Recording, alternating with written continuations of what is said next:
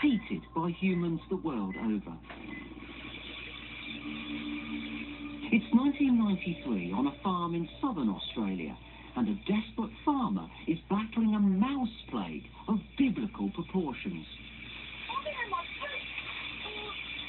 She's determined to save the pigs she knows are besieged in the shed by hundreds of thousands of mice.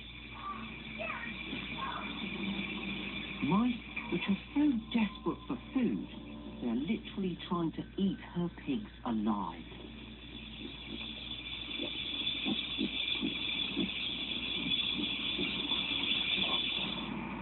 That was 18 years ago and set a world record for the worst mouse plague ever recorded. But unfortunately for farmers all across southern Australia, 2011 is looking like it's going to be another terrible year for mice. New crops have been devoured across South Australia, Victoria and Western Australia in the worst mouse plague in almost 2 decades. Ian Cass from Loxton, South Australia, is on the front line of this latest plague. He keeps 650 sheep on his farm. Feeding that many animals keeps him busy enough. The problem for Ian is that he's also inadvertently feeding millions of tiny mouths.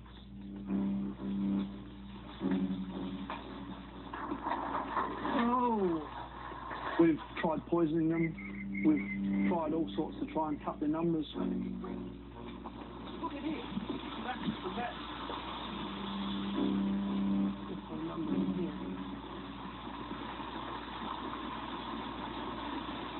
Nothing works. We can't beat them. We've killed millions, but we can't beat them. They're a nightmare. Oh, yeah. And here are the stats. A mouse eats up to 1/3 of its body weight every day. That's about 8 grams.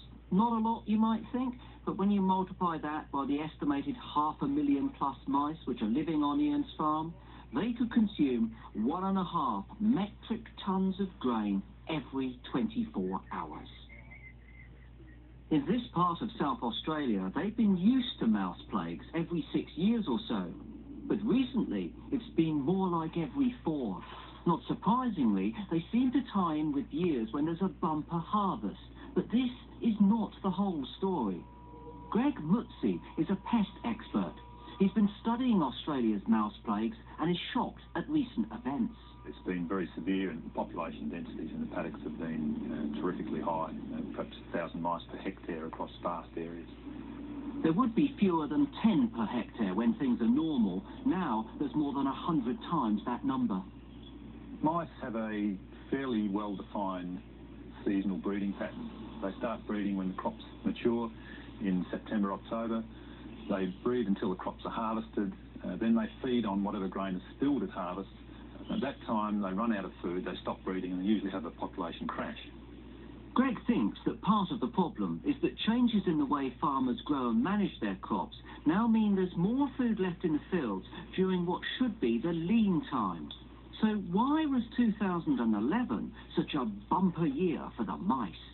This last season we had a fantastic season. We had above average rainfall and exceptional crops. It was really good.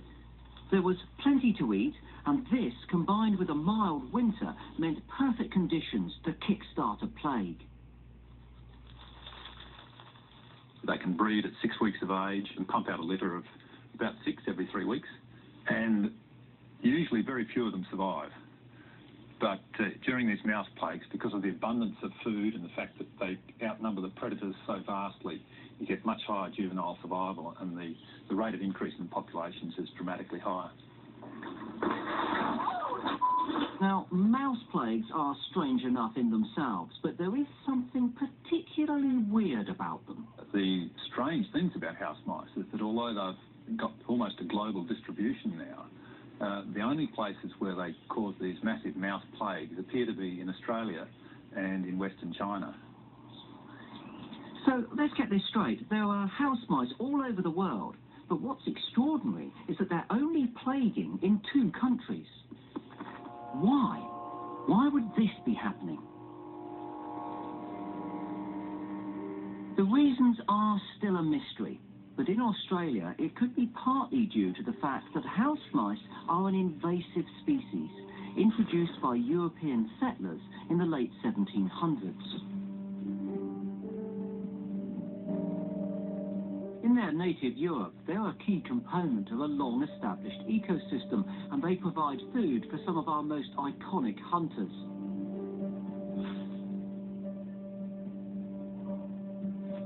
But here in Australia, they have few natural predators and little direct competition from the local wildlife. So when conditions are right, nothing can stop them. Except perhaps man. Mouse plagues have become a part of the landscape in Australia and have been for a long, long time. Well, there was a massive mouse plague in 1917. 3.5 tons of mice that were captured in one night around a single grain stack in Western Victoria during that period. These days, there isn't the manpower to kill them by hand, and Ian has to resort to poison. Now, I'm never keen on killing animals, but here, I have to admit, there really isn't much choice.